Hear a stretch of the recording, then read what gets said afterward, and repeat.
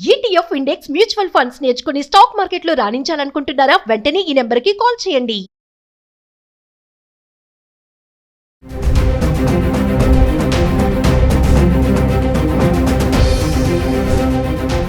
Welcome to Suman TV. నేను మీ సంగీత. నాతో పాటు ఈరోజు ఎడ్యుకేషన్ కౌన్సిలర్ యశస్వి సంతోష్ గారు ఉన్నారు. ఇప్పుడు సాంకేతిక ప్రాబ్లమ్స్తో విమానాలు ఎన్నో సమస్యలను ఎదుర్కొంటున్నాయి.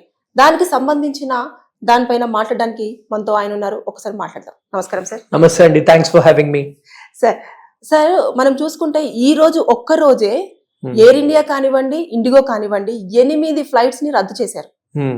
అంటే ఆ ఇన్సిడెంట్ జరిగిన మూలనే సాంకేతిక ప్రాబ్లమ్స్ కనిపిస్తున్నాయి అంటారా, లేకపోతే ముందు నుంచి ఉన్నాయి ఇప్పుడు ఏమైనా రెక్టిఫై చేసుకోవడానికి ప్రయత్నం చేస్తున్నారంటారా? యాక్చువల్లీ అంటే మీరు అబ్జర్వ్ చేస్తే ఇలాంటి చిన్న టెక్నికల్ ఇష్యూస్ అనేవి కనిపిస్తున్నాయి. ఫర్ ఎగ్జాంపుల్ 2017లో ఒకసారి అప్పట్లో ఒక ఎయిర్లైన్స్ ఇలాగే ఒక ఇంజన్ ఫెయిల్ అయితే బై మిస్టేక్ పైలట్ ఇంకో ఇంజన్ ఆఫ్ చేశాడంట.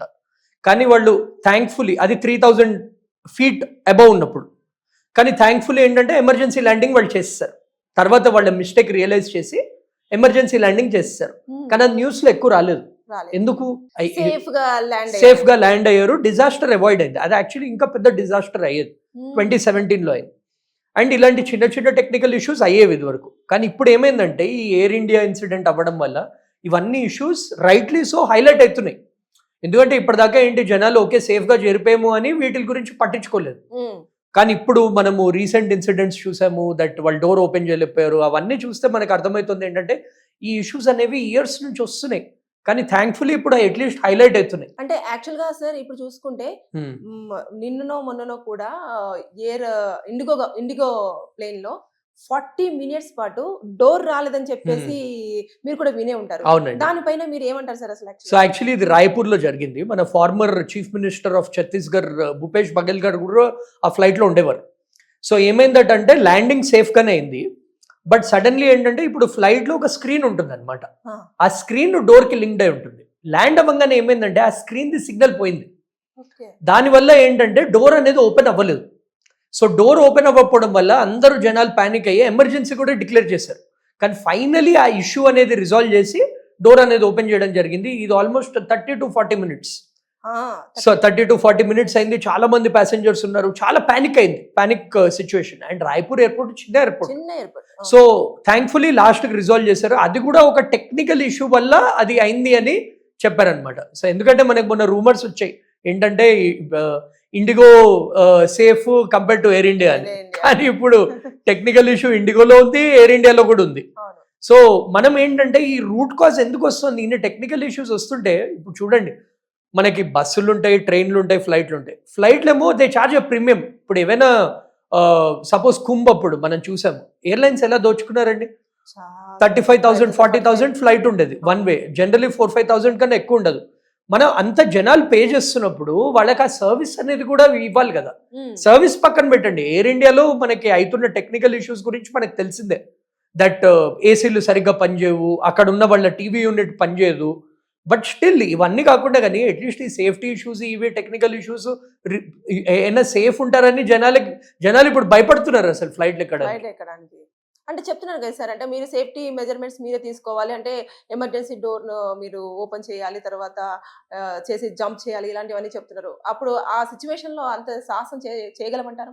ఎలా అండి, అసలు సగం మంది యాక్చువల్లీ ఇది జనాల మిస్టేక్ కూడా. ఇప్పుడు ఎమర్జెన్సీ సీట్ మీరు ఫ్లైట్ లో అబ్జర్వ్ చేస్తే ఎమర్జెన్సీ సీట్ ఏంటి, జనాలు లెగ్ స్పేస్ ఎక్కువ ఉంటుందని తీసుకుంటారు. సో దానికి ఎక్కువ ఛార్జ్ చేస్తారు ఎయిర్లైన్స్ కూడా.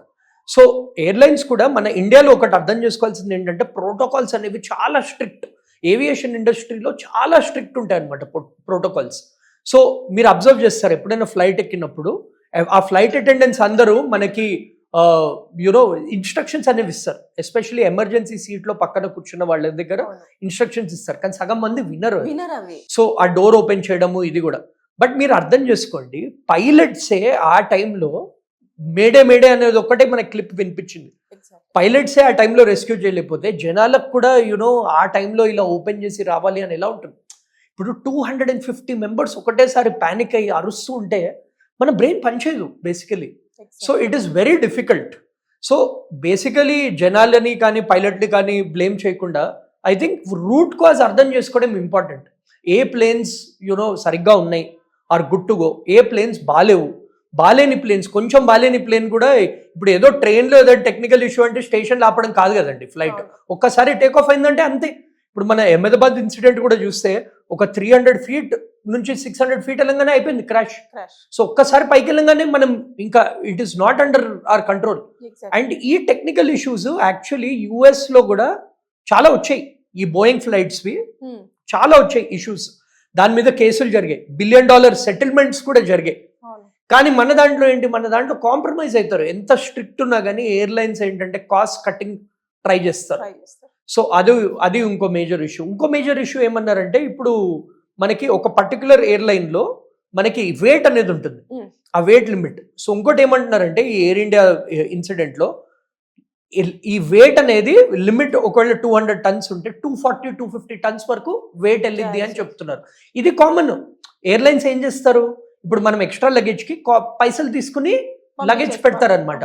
కానీ దానివల్ల కూడా లిఫ్ట్ అవ్వలేదు అని థియరీస్ కూడా వస్తున్నాయి. సో ఇప్పుడు మనకి బ్లాక్ బాక్స్ రిట్రీవ్ చేశారు, థరో అనాలిసిస్ అయితే కానీ మనకు తెలియదు. కానీ ఇది కూడా one issue, every time it happens. So 200 అన్నా కానీ 220-230 తోసేస్తారు కొన్ని ఎక్స్ట్రా సామాన్.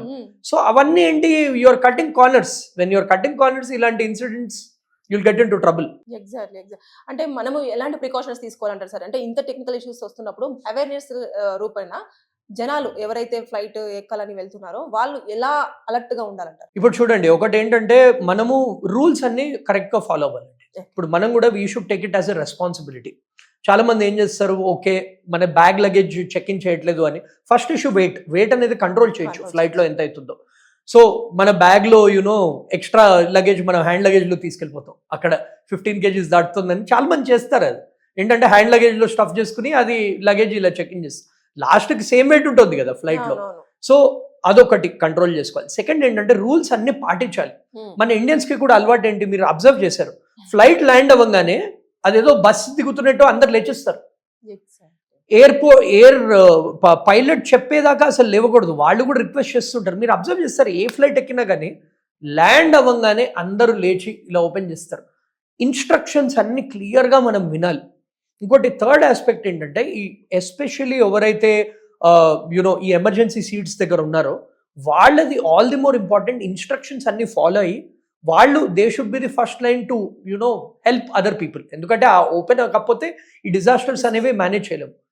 ఫోర్త్ ఆస్పెక్ట్ ఏంటంటే, travel only if it is absolutely necessary. ఇప్పుడు ఎందుకంటే ఈ టెక్నికల్ ఇష్యూస్ అన్ని బయటకు వస్తున్నాయి. మొన్న కూడా మీరు చూసారు, ఇప్పుడు ఏంటంటే ఎయిర్ ఇండియా వాళ్ళు కూడా ఇప్పుడు చెప్పారు, వాళ్ళు ఏంటంటే ఒక 15% ఆఫ్ ది ఫ్లైట్స్ తగ్గించేస్తున్నారు ఈ ఇన్సిడెంట్ తర్వాత. సో ఇప్పుడు వీ వుడ్ రికమెండ్ ట్రావెల్ చేస్తే ఓన్లీ అబ్సల్యూట్లీ నెసెసరీ అయితే ట్రావెల్ చేయండి, అట్లీస్ట్ నెక్స్ట్ ఫ్యూ మంత్స్ ఈ ఇష్యూస్ అన్ని రిజాల్వ్ అయ్యేదాకా. ఎందుకంటే మనకి ఇంకా ఇన్వెస్టిగేషన్ కూడా ఇది కంప్లీట్ కాలేదు. ఇలాంటివి మన దగ్గర చాలా ఫ్లైట్స్ ఉన్నాయి. సో ఇదైందంటే అవి కూడా అవ్వచ్చు.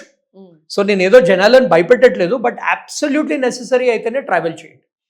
ఈ ఆస్పెక్ట్స్ అనేవి గుర్తుంచుకోవాలి. అండ్ ఇంకోటి, ఎయిర్ ఇండియా అంటున్నారు, ఇండిగో అంటున్నారు, ఏ ఫ్లైట్ అయినా కానీ టెక్నికల్ ఇష్యూస్ ఇవి వస్తే మన చేతిలో ఏముండదు.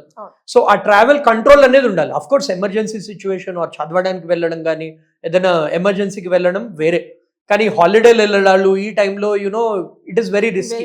సో ఆ రిస్క్ అనేది మినిమైజ్ చేయాలి. Thank you sir. Thank you so much.